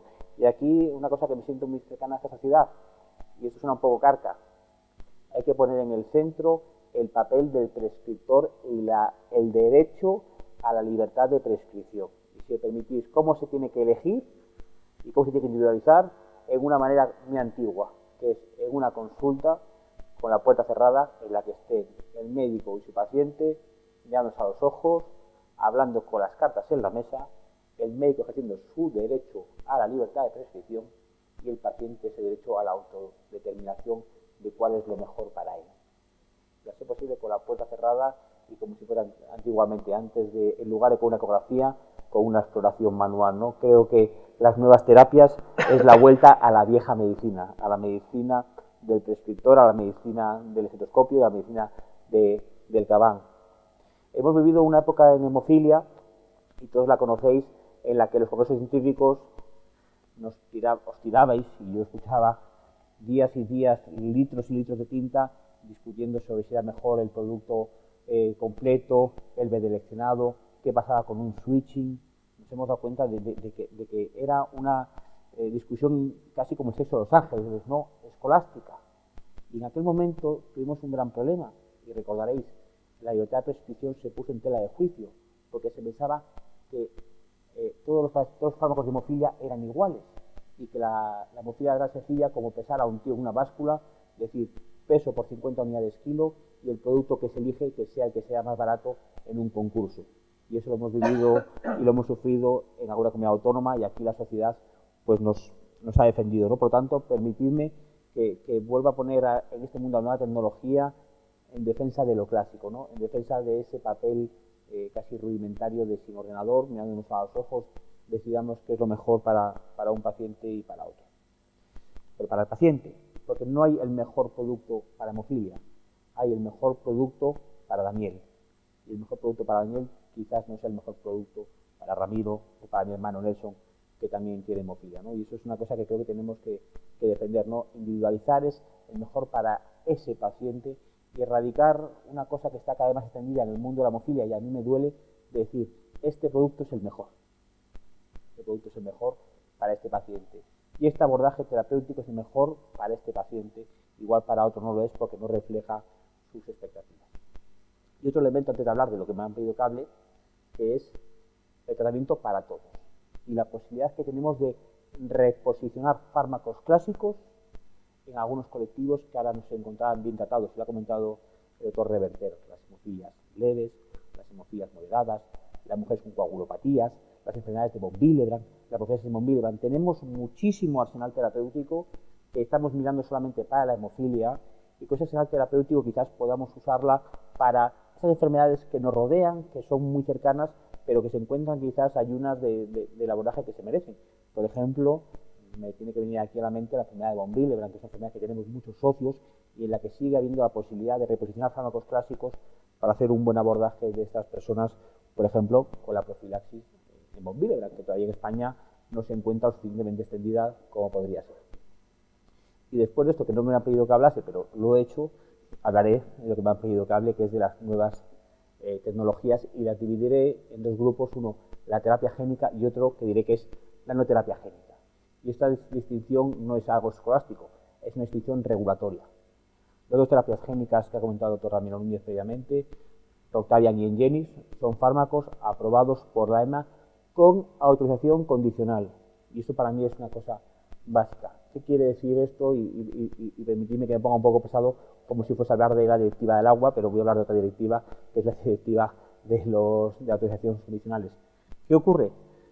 Hay patologías en las que hay necesidades clínicas no cubiertas, como es la hemofilia B, en las cuales hay fármacos en los cuales tienen datos preliminares muy prometedores, pero todavía no tienen un dataset completo, y la EMA determina que esos fármacos son tan interesantes con los datos que tenemos para determinar que el balance beneficio-riesgo es favorable, y pedimos al laboratorio titular más datos.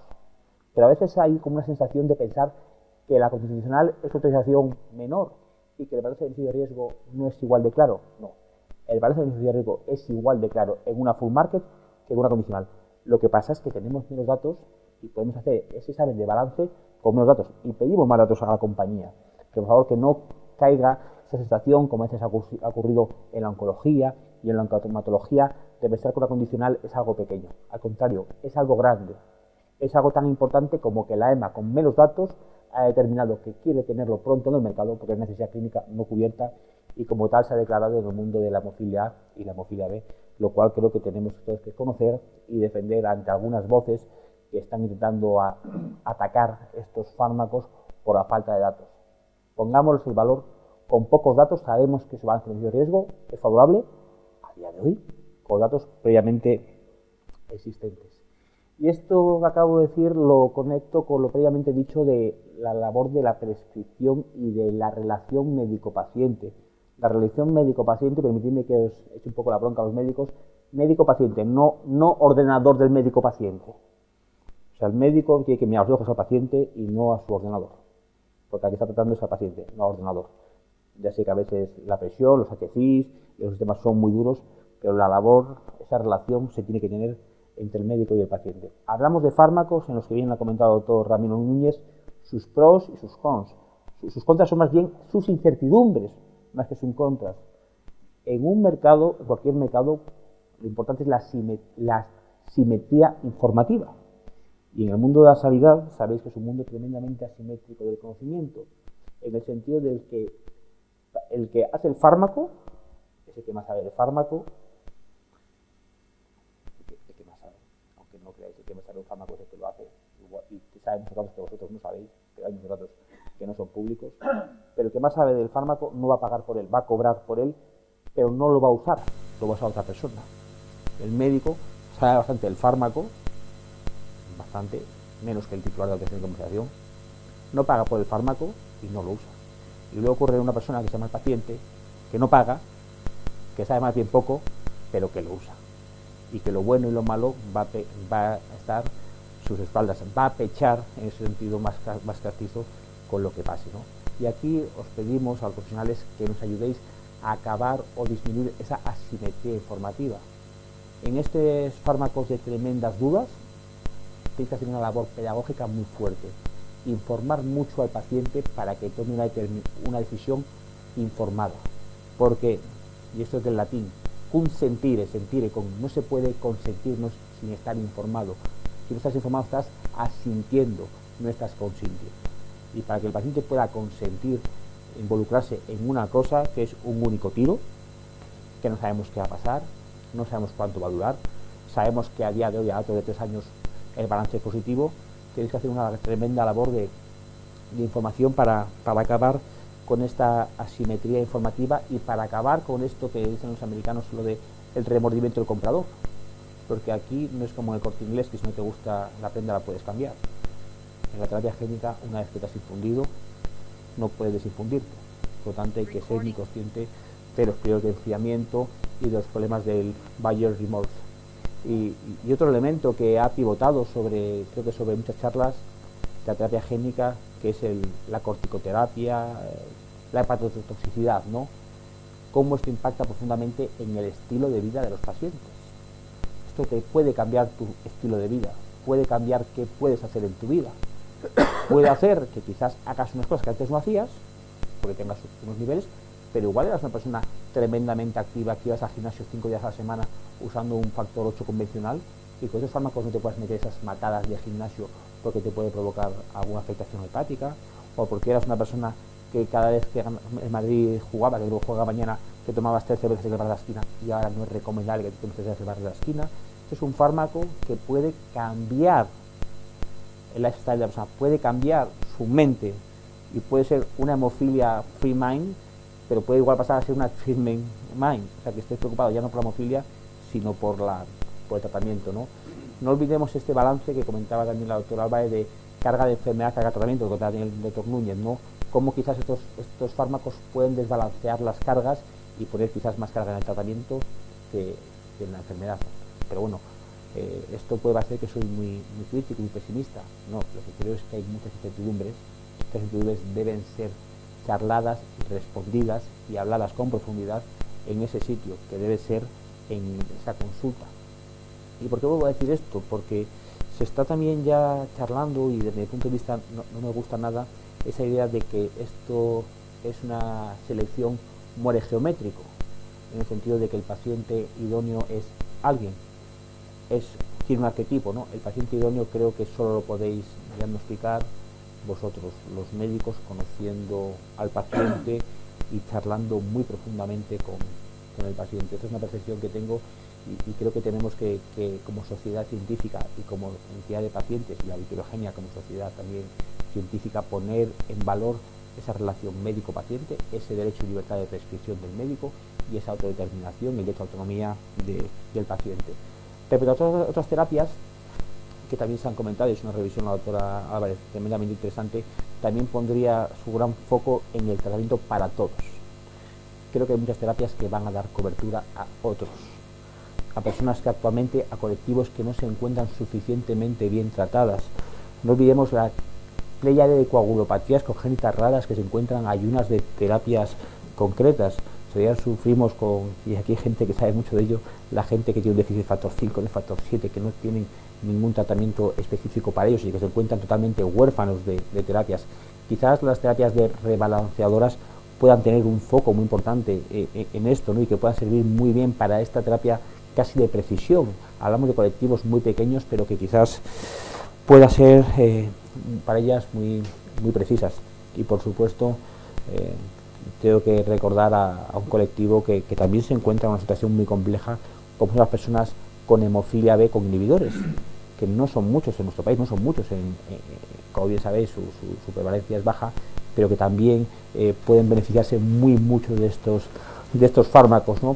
Quizás vamos en el mundo de la hemofilia no hacia los blockbusters, sino a los fármacos de nicho. Quizás con esta cantidad tan importante de fármacos, que hablamos quizás de más de 40 fármacos a nivel mundial para el tratamiento de la hemofilia coagulopatías congénitas, vamos a ir a esa selección de pacientes muy concreto, y lo que he dicho antes, para cada paciente es lo mejor. No hay un mejor tratamiento para la hemofilia, hay el mejor tratamiento para Daniel. Y otro elemento, el mejor tratamiento para Daniel no sea siempre el mismo, dependerá de cuál sea mi situación vital, de mi estatus vital, de mis expectativas en ese momento, porque el Daniel de los 30 años no es el de los 15, ni sea el de los 50, por lo tanto también habrá que hacer esa evolución del paciente. Y sin más, porque creo que voy un poco mal de tiempo de los minutos que me han dado, por supuesto esta labor de vender enciclopedias. El año que viene, Congreso de la Federación Mundial en Madrid. Tantas veces luchado, tanto esperado, y ya llegó. No puedo sino deciros a toda la sociedad, a todo el colectivo, que estamos tremendamente orgullosos, tremendamente esperanzados. Queremos que va a ser, ayer lo decíamos, el mejor Congreso Mundial de la historia. Tiene que serlo, y tenemos que demostrar que España tiene un nivel científico muy potente, que lo tiene, tenemos que demostrarlo. Tenemos que demostrar que tenemos una gran capacidad organizativa, que lo tenemos. Vamos a demostrar cómo Madrid es la nueva capital de Latinoamérica. Madrid es the place to be, y lo podemos conseguir, pero por supuesto esto no lo podemos conseguir sin la industria, sin vosotros como delegados, y creo que todos tenemos que remar para esta situación. Y sin más, muchísimas gracias, y he cumplido el tiempo estrictamente.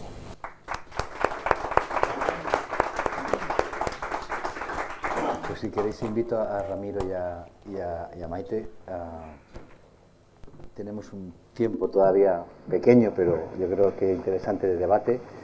Me gustaría, alguien de los que estáis en la audiencia, si tenéis alguna pregunta, alguna cuestión o algún comentario hacia ellos, que os sentáis libres de levantar la mano, tenemos un micrófono, y hacer preguntas para que no sea un monólogo. Yo creo que felicitaros a los tres. Si en parte el Congreso viene a Madrid es por la labor de marketing y de vendedor que tiene Daniel, ¿no? O sea, su capacidad es capaz de vender. Yo creo que la luz es todavía de hoy. La luz en papel. Efectivamente, no eres capaz de vender una enciclopedia, eres capaz de vender un coche eléctrico en una ciudad sin enchufes. O sea que yo creo que tienes una capacidad importante, y felicitar, bueno, pues a Pedemo, felicitaros a vosotros por el esfuerzo que habéis hecho durante este tiempo, ¿no? Volviendo un poco a lo que es el debate, yo creo que se han vertido a conceptos muy interesantes a lo largo de la presentación, y bueno, si queréis entramos en un debate entre todos, más que preguntas. Un concepto muy interesante es el que has planteado tú de la irreversibilidad en el caso de la terapia génica, ¿no? Yo siempre pongo de ejemplo a este respecto el tema de cuando hacemos quimioterapia, o trasplante de médula, siempre hay una evaluación psicológica si realmente existen las condiciones para ese tipo de tratamientos. Es un paciente en el cual hay un aislamiento durante mucho tiempo, etcétera, etcétera, ¿no? la pregunta que os planteo a los tres, o el debate que os planteo a los tres, en esa irreversibilidad que planteabas tú, Daniel, ¿creéis que en un futuro nos vamos a ver ante una evaluación mucho más fuerte que la que tenemos ahora? Es decir, un papel a lo mejor de evaluación psicológica o un doble checking entre diferentes médicos, es decir, ¿cómo veis un poco? Porque realmente en esa relación que marcabas tú, de una habitación cerrada, médico, ordenador y paciente, nosotros ya, por desgracia, y no queríamos, pero no puedo resistir, somos un médico en vez de a un ordenador pegado, porque es lo que nos ha marcado. En esa relación se necesitan más sectores, más elementos que realmente valoren la necesidad del paciente. No sé cómo lo veis vosotros. Bueno, yo no sé si tendremos la posibilidad de tener, pero que sería deseable seguro, porque yo creo que hay que prepararse, nosotros también, pero sobre todo el paciente, que a la hora de esa decisión compartida, estar preparado para el éxito, pero también para el fracaso, me refiero. Hay que estar tan preparado para ese éxito que se le puede presuponer a la terapia génica, a la expresión alta de niveles de factor, hacer una vida relativamente normal, a lo mejor una vida excesivamente normal para la situación previa del paciente que condiciona determinadas actividades, ¿no? Pero también para esa incertidumbre que hemos comentado sobre la durabilidad, ¿no? Entonces puede llegar el momento en que el paciente, bueno, pues que vuelva a necesitar de la profilaxis, y ese puede ser un momento pasado. ¿Cuánto tiempo? Pues obviamente nadie puede decirlo actualmente, pero llegado ese momento, pues hay que estar preparados también para esa eventualidad, ¿no? Y creo que es importante probablemente la participación de especialistas en ese campo, ¿no? Yo creo que se viene hablando mucho de este tema y ya se viene incluso escribiendo sobre el tema y sobre la conveniencia un poco de esa evaluación a imagen y semejanza de lo que sucede también en otras patologías, ¿no? Sí, yo creo que será fundamental, pero no solo el psicólogo, ¿no? El psicólogo fundamental, ¿no? La evaluación psicológica y valorar esas expectativas que tiene el paciente, informarle, como decía también Dani, bien de todo lo que puede suceder, ¿no? Porque luego la vuelta, por ejemplo, a la profilaxis o tal, es muy dura. Nosotros lo hemos vivido en ensayo clínico, ¿no? Y gestionar esas expectativas, informar bien al paciente, pero yo creo que habrá otros especialistas que formarán parte de nuestro equipo multidisciplinar. Por ejemplo, el hepatólogo para mí también es muy importante, ¿no? Muchos de nuestros pacientes estaban infectados por el virus de hepatitis C. Necesitamos conocer si luego ya la terapia génica va a estar disponible va a incluir estos pacientes. Una evaluación antes de entrar en terapia génica, ¿no? Yo creo que el equipo multidisciplinar crecerá con otros actores diferentes, ¿no? Totalmente de acuerdo, y ha sacado Maite un tema importantísimo, que es el papel del digestivólogo, del internista en estos fármacos. En otros muchos países se está hablando ya de esa importancia del digestivo. Sabéis que hay recientemente un estudio en conjunto entre Federación Mundial, NHF y HAS sobre la necesidad de a los pacientes con hemofilia hacerles un tipaje de serología. O sea, realmente vamos a ir, cuando rodemos, sabiendo cada vez mejor, y por supuesto, cuanto más conocimiento tengamos, mejor podremos seleccionar al paciente. Esto es obvio, ¿no? Comentaba el doctor Jiménez un tema que para mí es importante, que es el doble chequeo. Es un modelo como el que se plantea en España de Hub and Spoke, en el que quizás haya centros que deriven y centros que infundan. Por supuesto que cada centro tendrá que valorar, y luego también es muy importante lo que alguna gente ha llamado como el periodo de enfriamiento, ¿no? A la persona le dices esto, pero no dices esto y te infundo mañana. Dices esto y ven en 2 meses y charlamos, y ya en 2 meses me dices que sí, y ya en 2 meses te infundo, para que la persona pueda de verdad profundizar en lo que ha pasado, ¿no? Y también se está trabajando mucho en el listado de preguntas, de, oye, estos son los datos, llévatelo, léelo, háblalo con tu pareja, pero ahí tiene efectos en la familia, tiene efectos en las relaciones sexuales, tiene efectos en muchas cosas, y mastícalo, ¿no? Porque al final a veces, cuando también vemos la rosa y nos olvidamos de la espina, ¿no? Y cuando te dan la rosa solo ves lo bonita que es, y hasta que no la agarras no te das cuenta que te pinchas, ¿no? Y quizás es muy importante este periodo de enfriamiento, ¿no? y ahí sí creo que más que comités de selección de pacientes, y siento ser pesado, tendrá que haber la selección artesanal de los pacientes.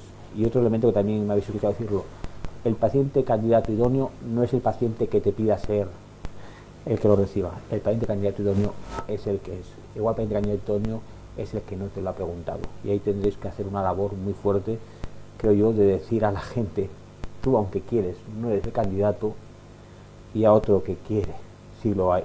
Oye, ¿qué opinas de esto? Y aún más grave, al que ya le ha dicho, oye, vamos a probarlo, te he hecho un tipado, tienes unos anticuerpos altísimos, esto no es para ti. Y es que no olvidemos, esto no es para ti por muchos aspectos. Es más probable que haya más gente que no sea para ti que sea para ti. Por lo tanto, no podemos dejar atrás tampoco a la gente que no accede a esto nuevo, ¿no? Tenemos que hacer ese balance entre lo muy novedoso, entre la gente que vaya a usar el iPhone 14 y la gente que esté usando la carta manuscrita. Pero es que la gente que lo que tenga que seguir usando es la carta manuscrita, porque hay gente que es lo que os pedirá. Pero creo que esto va a ser muy complicado, va a ser muy bonito, porque creo que es cuando vamos a construir cosas, cuando hay un reto. Creo que si lo hacemos bien puede robustecer mucho el papel de los médicos, el papel de los pacientes, el papel de los equipos, pero como lo hagamos mal nos va a sacar astillas, y creo que en España no podemos permitirnos que esto suponga distensiones en una comunidad como tenemos, tan sumamente cohesionada y en la que vamos juntos, profesionales sanitarios, pacientes, y aunque nos cueste decirlo, y a mí me cuesta decirlo, también la administración pública está de nuestro lado, que a veces siempre estamos echándoles la peta, pero habitualmente nos apoya. Yo creo que son conceptos muy interesantes, ¿no? Y a lo mejor otra reflexión que me gustaría compartir con vosotros es que yo creo que hemos quemado etapas demasiado deprisa, es decir, hemos estado durante mucho tiempo aislados en unos debates, como decías tú, bastante escolásticos en algunos términos, hemos avanzado muy deprisa, y es decir, y un poco es la visión de a fecha de 2022, teniendo tratamientos en la hemofilia subcutáneos como es el Libra, que permite un manejo, la llegada de fármacos de factor 8 a lo mejor con mucho más administraciones mucho más espaciadas, el tener en la hemofilia B fármacos de vida media extendida con una administración bastante cómoda, ¿no? Un poco ese salto, ¿no? tan rápido que estamos viviendo en esta época, ¿no? Entonces un poco es realmente que es la discusión, ¿no? Es un poco lo que decía Daniel, ¿no? Yo creo que no todos los pacientes serán candidatos, pero la decisión probablemente venga de esa discusión, ¿no? Y un poco no impuesta, ¿no? Esta reflexión, bueno, era prácticamente personal. Sí quería comentar un poco con vosotros cómo veis el tema que lo has planteado, yo creo que tú, Maite, el tema de qué vamos a medir en un futuro, ¿no? Porque cada vez que vemos un trabajo baja ya los ABR. Yo creo que el siguiente paper de las siguientes moléculas serán negativos, o sea, le deberemos sangrados al estudio, ¿no? Porque ya estamos en medianas de 0, ya las medias bajan a 1 y pico, y yo creo que la siguiente va a ser 0,0, ¿no? Pacientes que no sangran, ¿cuál será el papel ahora mismo nuestro como hematólogos en estos pacientes, ¿no? ¿Cómo veis vosotros el futuro, en un futuro que todavía no hemos llegado, aunque estén en los papers, todavía siguen sangrando estos pacientes? Me llamaba el otro día atención un trabajo que no me da muchas pistas, en el cual comparaba una nueva terapia con una terapia ya establecida, ¿no? Y había una gran diferencia en si llegaba a 0, cuando esa otra terapia en estudios pivotales de hace 3 años daban 0, ¿no? Entonces, ¿cómo ahora dan nuevamente un 3, un 4 de ABR, ¿no? Un poco ese es el objetivo. ¿Cómo veis vosotros como clínico y tú como paciente un futuro sin sangrado, ¿no? ¿Cómo veréis a nuestros pacientes, ¿no? ¿Cuál será nuestro papel como hematólogo? Yo creo que en este aspecto concreto hay que diferenciar aún varias subpoblaciones, fundamentalmente 2, ¿no? Aquellos pacientes que han accedido a una profilaxis primaria bien establecida, que probablemente sean los pacientes que ahora mismo están libres de sangrado y que con las nuevas terapias pues continúen o acrecienten o refuercen esa liberación de sangrado, sin sangrados, ¿no? De esa otra población de hemofílicas de cierta edad que tienen una artropatía establecida porque no disfrutaron de esas ventajas de la profilaxis primaria en su momento, que realmente ahí conseguir el sangrado cero es mucho más complicado. Entonces, ahí es donde probablemente tenga más posibilidades de acción y de mejora estos nuevos tratamientos. En cualquier caso, creo que la medición de la tasa anualizada de sangrados, que creo que seguirá vigente, aunque sea por costumbre, creo que se completará con otros aspectos relacionados fundamentalmente con calidad de vida, ¿no?, que van a marcar un poco pues la situación global del paciente, ¿no? Y le daremos más importancia o pondremos en la balanza, incluso si se tengan probablemente más preponderante, esos aspectos de calidad de vida, que también lo hacemos ahora, pero disminuyendo un poco la necesidad de la medición de los sangrados, porque probablemente, como vos digas, llegaremos a ese virtual sangrado cero en una proporción importante de pacientes, teniendo en cuenta esa salvedad, ¿no?, que habrá pacientes que conseguir verdaderamente ese cero sangrado sea relativamente complicado, ¿no?, por su situación. Bueno, pues yo soy un poco más pesimista que tú. Hoy. Mañana, si quieres, ayer en la sesión ya te doy la razón. Cambiamos. Pero, o sea, yo creo que con estos fármacos sí que hemos conseguido el sangrado cero, es verdad, tasa anualizada de sangrado cero, tal.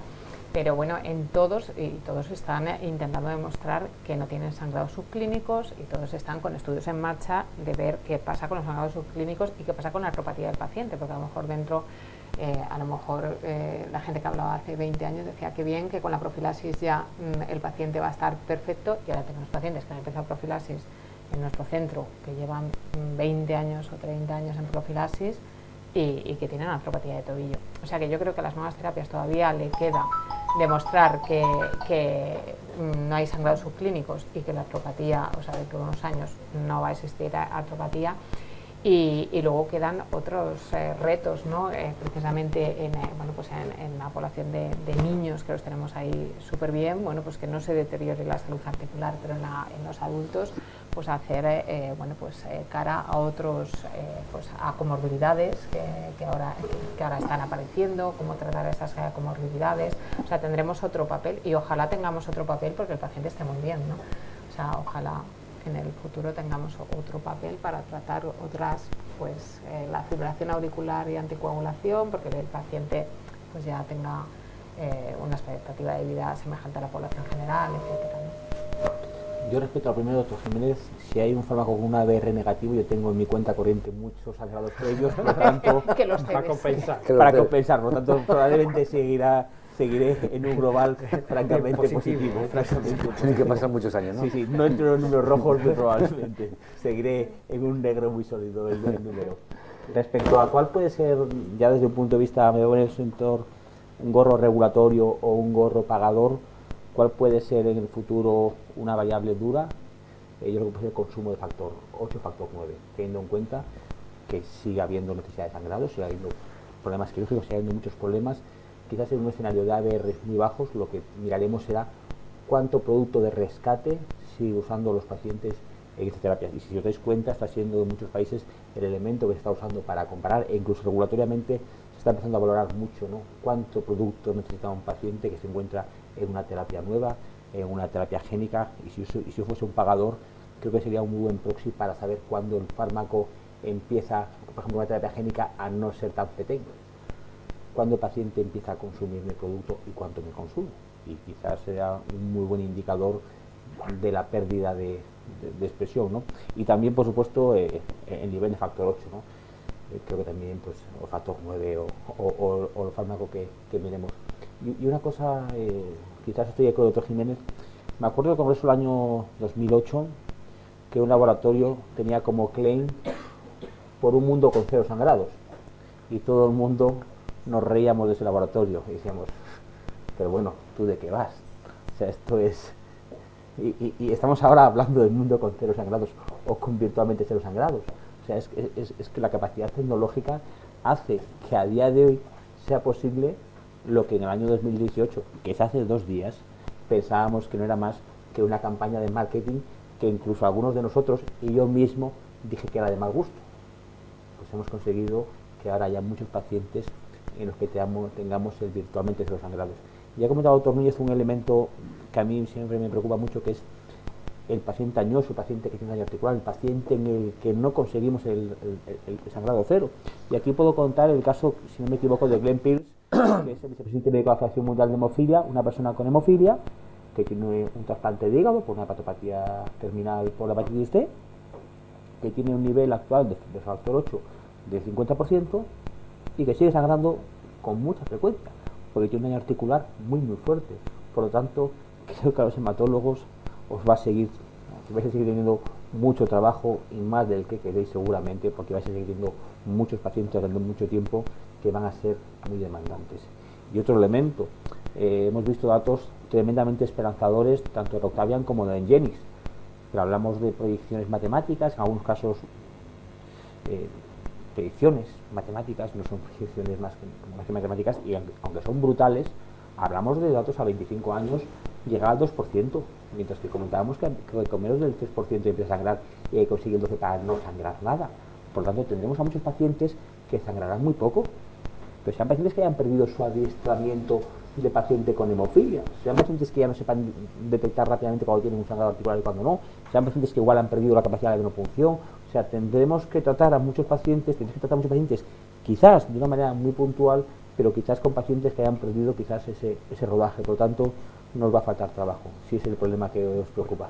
25 años, pero que no. Sí. Bueno, pues muchísimas gracias a todos. Disculpad el habernos retrasado un poquito más del tiempo, haber abusado de vuestro tiempo esta tarde. Gracias por estar aquí, gracias a todos y especialmente quisiera dar gracias simplemente a César Garrido. La verdad que en una agenda tan ocupada que estés celebrando el Día de la Mundial de Hemofilia con todos en España es un auténtico honor. Gracias a todos.